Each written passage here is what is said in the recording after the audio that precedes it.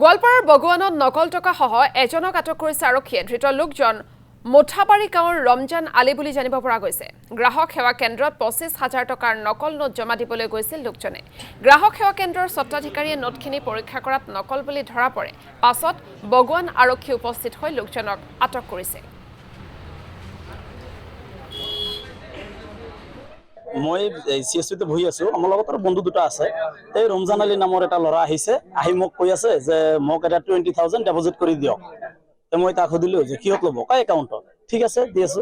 20,000 মই ডিপোজিট কৰি দিলো। দিয়াৰ পিছত সি মোক 20,000 এটা দিছে। মই হাতত লৈ কৈছো যে টকাটো গড়বড় লাগি আছে, এইটো ডুপ্লিকেট টকা নেকি? সি কয় নহয় অৰিজিনেল।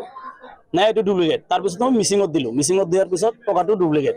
তাৰপিছত মই তাক মানে অলপ খঙে কৰিলো যে তুমি বেংকত ডুপ্লিকেট টকা লৈ আহিলা নেকি? এইটো টকাটো ইয়াত আনিব নালাগিছিল, তুমি ডুপ্লিকেট টকাটো কিয় দিলা ইয়াত?